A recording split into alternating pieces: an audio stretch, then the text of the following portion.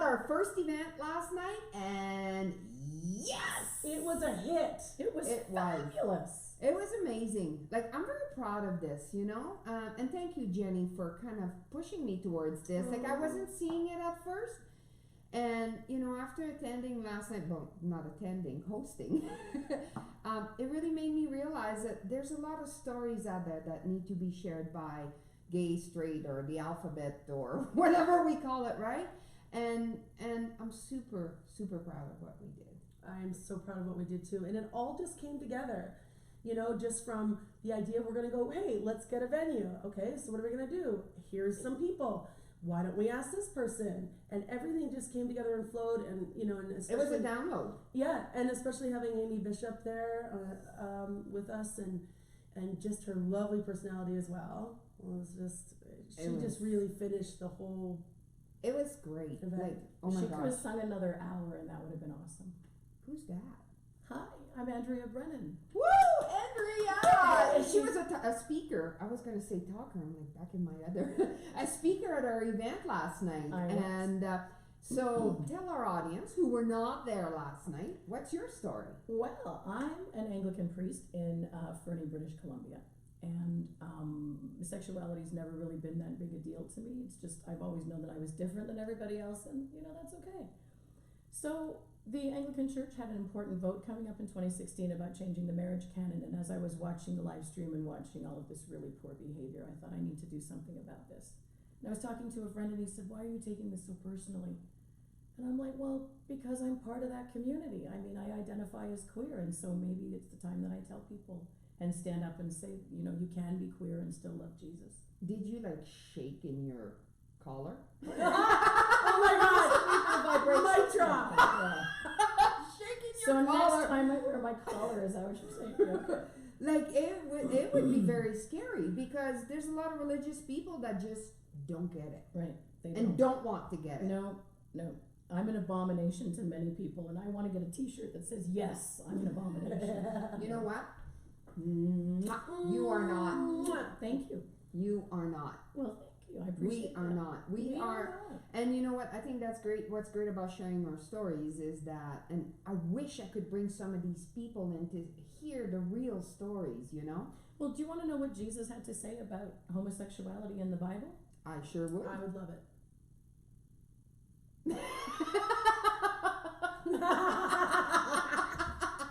Jennie took a little longer to get there. Nothing. That's nothing. awesome. I love that. Let's go. Let's go. No, spit it out. Jesus says nothing about homosexuality in the Bible. Paul does.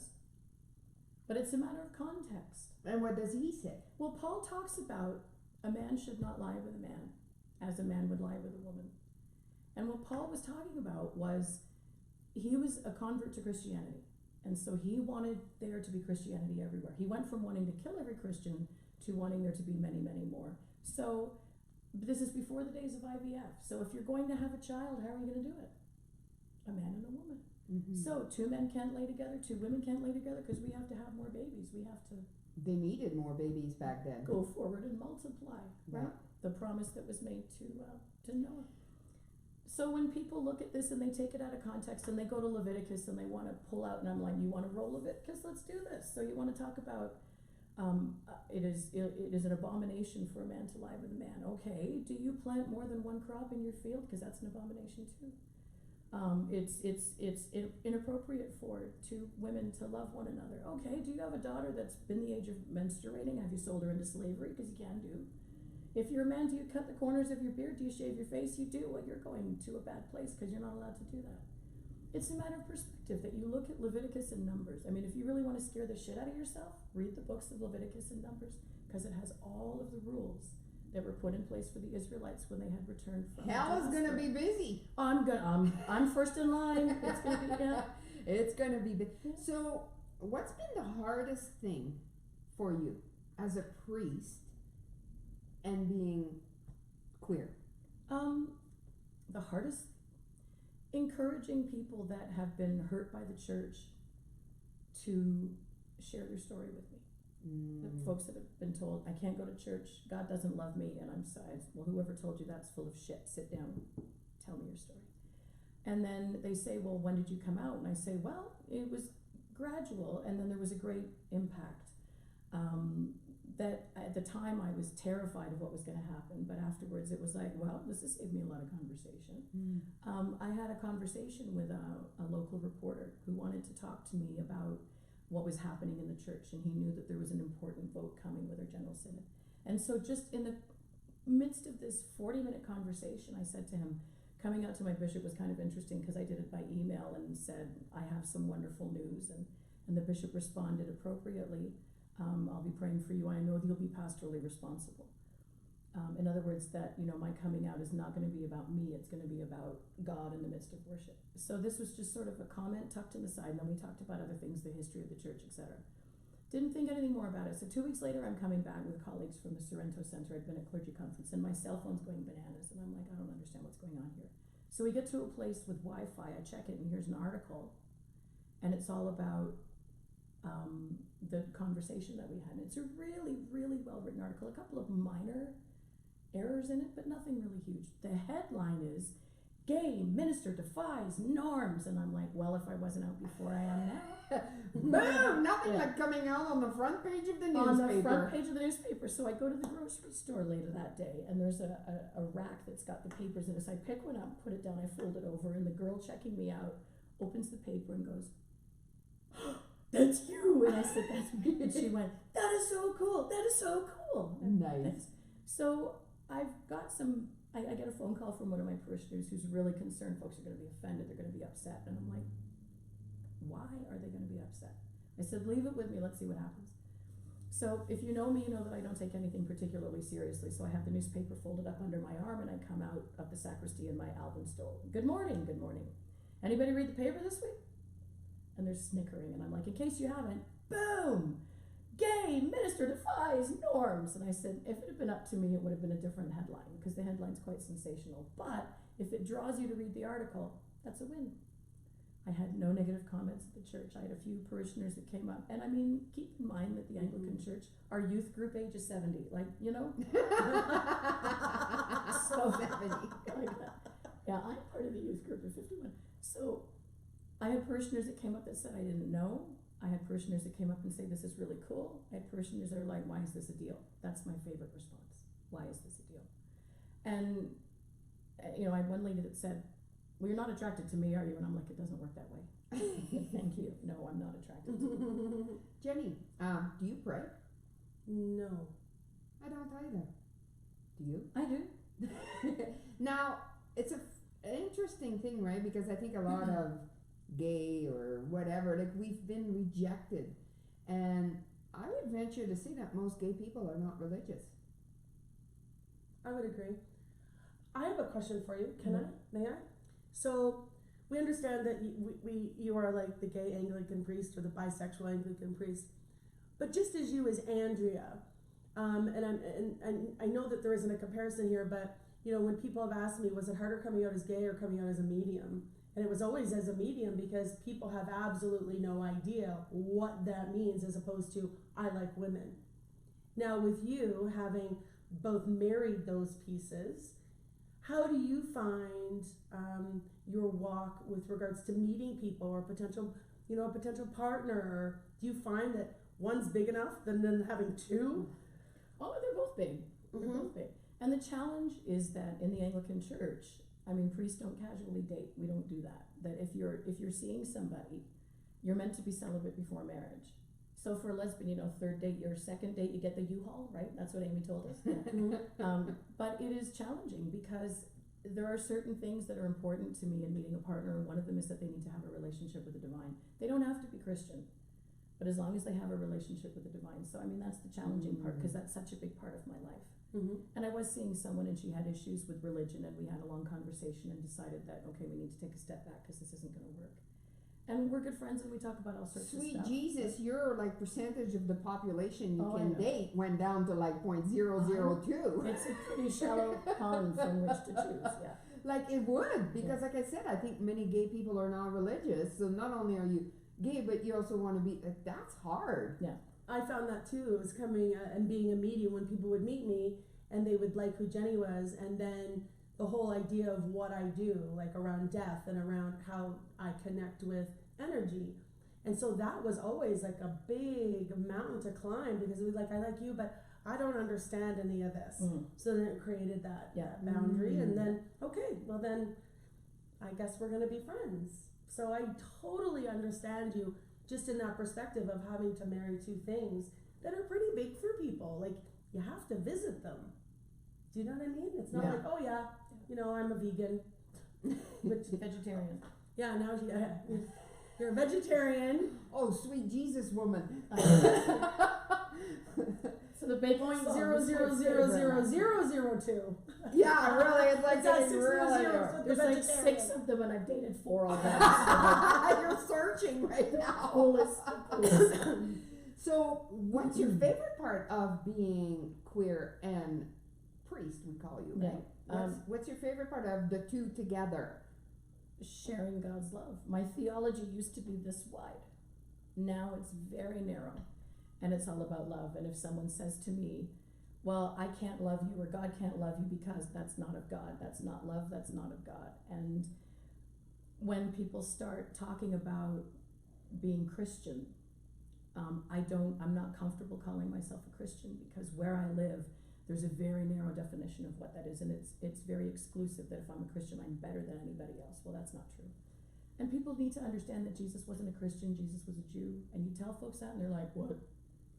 And it all gets confusing. It like, does. there's so much stuff. So to me, if we just concentrate on sharing love, if we can share love, we can change the world. And you want to do that under the premise of being a good person, or an atheist, an agnostic, a Christian, a Muslim, a Buddhist, whomever. But you look at the golden rule, and it's do unto others as you would have them do to you, or something along that lines. Well, we just consecrated a new bishop, our first female bishop in the diocese.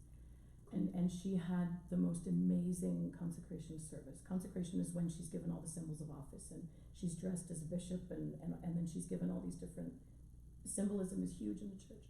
And so she was given an icon of St. Peter and St. Paul. They are sort of the fathers of Christian faith.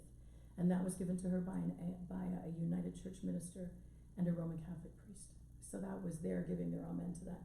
And then she had a Muslim imam and a Jewish rabbi present her with the golden rule. And That's like crazy. Like, usually religions don't mix. But she's been so involved in ecumenism and interfaith that she's so well respected in her field. So it just seemed a natural extension. And so on the Sunday when I went back to the congregation, I said, I need to tell you what happened. And I was expecting them, well, what are we talking to those people for? And there wasn't, there were a couple of sideways looks, like, what's an imam? Was more the thing than, what do you mean, what's the golden rule? And that openness, because the time is, our church, our congregations are getting smaller. And I think we're going to come to the time where we get to be post-denominational, that we're not going to worry about what the flavor is. We're just together to worship God, and whatever that looks like. I agree with you. I think 100%. like the really structured religion, as I knew it growing up as a kid, Roman Catholic, it's a dying thing. Why do you think the congregation is getting smaller and smaller? Oh, I think part of the issue is that there's a misunderstanding. British Columbia, I'm not sure about Alberta, but British Columbia is a post-Christian province. And what that means is there are more people that have no experience of church than have even, and I'm thankful for this, more people that have been hurt. So in Ontario, where I'm from, there are many more people that have been hurt by the church and have said, but they would still identify, this is my flavor of Christianity. We come into British Columbia, and it's more about, they won't even do the, I'm not religious, I'm spiritual. They're like, I just do my own thing. And that's totally okay. But what it's done, it's created a wonderful new mission field, because we don't have to start with apology. We can start from a brand new slate and say, hey, how do you feel about acceptance? How do you feel about love? How do you feel about, I feel good about that. Okay, well, let me tell you about this guy called Jesus. He's pretty cool.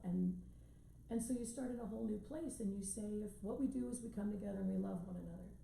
If we're in relationship with one another, what's important to you is important to me. Something that hurts you hurts me. And so if I'm willing to go into relationship with somebody and say, I will be vulnerable with you, and I will share the hurt in my life. You share the hurt in your life with me. And we'll walk this journey together in this broken and at times obscene world. And I do it with the name of God, but there are many people that do it with different names or no names at all. So if we can see that commonality then with that we can change the world. And if we choose to start from love, that will definitely change the world. So many people live in fear, and hatred comes from fear. So if we can start from love, and I mean, you know, you've both been in long-term relationships, you know that sometimes you wake up, you look at your love and say, I've never loved you so much, and other days you wake up and say, what the fuck was I thinking? What is going on? And the commitment to the marriage is between that, right? So you make that commitment, and you stand before those that are most important to you, and you say, I choose you and nobody else. That's marriage to me. So the fact that you need a piece of paper, or you need somebody to wave magic hands, doesn't make it a marriage. It's the commitment that you make to it. So how do you bring more LGBTQs to religion? By being out and about, saying, follow me. You've got to be part of the community. I mean, we used to have the Field of Dreams mentality for churches. If we build it, they will come. And now we need to go out where the people are, which is what Jesus did. I mean, Jesus wasn't in this little building and said, well, ring the bell and people will come. And no. He just went out. Jesus went out. He met people where they were. So that's what I do. And I think one of the reasons why my coming out was so well received is because people know me. Unfortunately, I do a lot of funerals, and so people come in, and then I run into people at the post office, and they start talking to me like they know me, and I'm scanning through the Rolodex of my brain going, oh no, you're, and I get to the point that they can see the completely clueless look on my face, and I'm sorry, I don't remember your name. Oh no, you were at a funeral, you did my uncle's great aunt's cousin's 3 times removed, and you said some powerful stuff, and I'm thinking, did you write it down, because I don't remember. You know, you know, making that impact in the community, and people seeing that I'm an ordinary person, they can come, you know, they watch me trip up and fall down sidewalks and fun stuff like that. You know what I do think about religion that people are really, really missing is the tribe. Yeah. Because when you were part of a religion, you were part of a tribe bigger than yourself and your family, right? So when people stop going to church and stop going to this, there's a void happening right now, I think. And that's part of the GAYBours and women talk, and people are looking for people to have their backs, you know? To belong. Well, and I have seniors in my congregation that the only physical touch they get is when they exchange the peace on a Sunday or on a Wednesday. We have worship 2 days a week.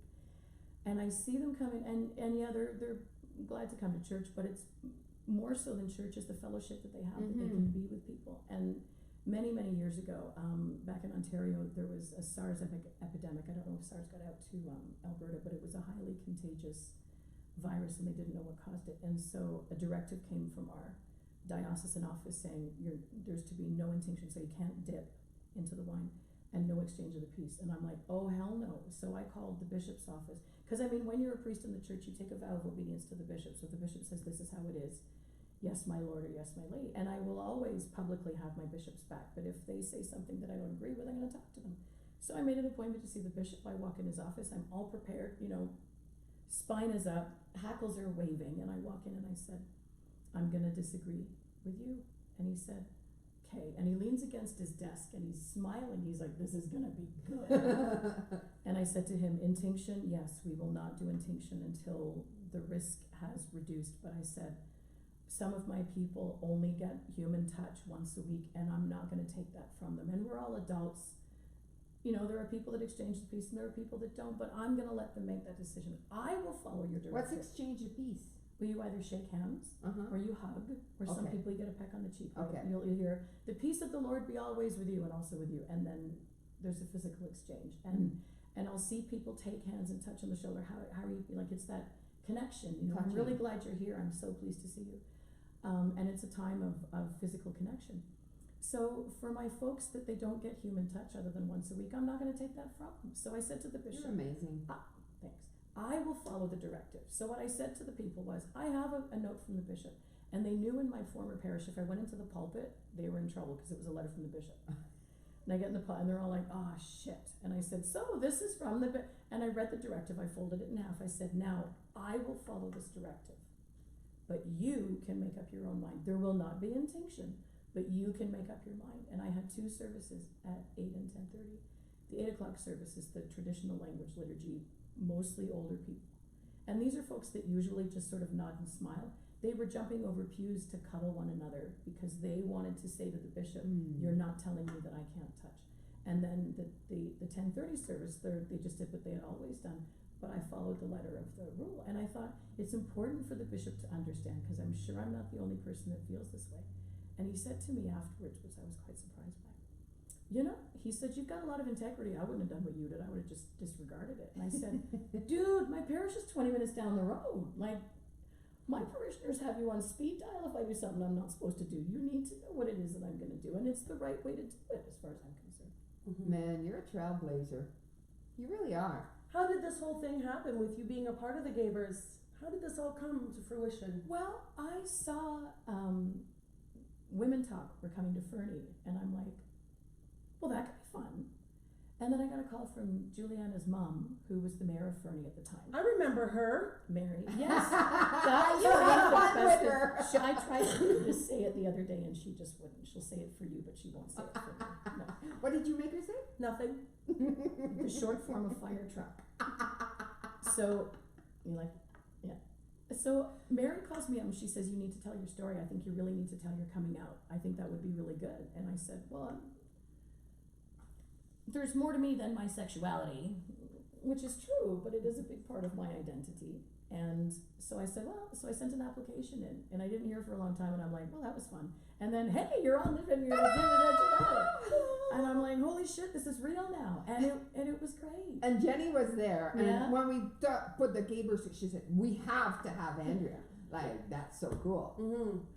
So we had you. Well, thank you. Thank you. Thank you for really bringing a different angle to something that's very difficult for most gay people. And you make a difference for me. Well, if it's not of love, it's not of God. I'm not going to church. That's fine. But- And honey, laying in bed screaming, oh God, does not make you a Christian. I love it. Let's end it on that note. Bye, everyone. Happy GAYBoring. Bye.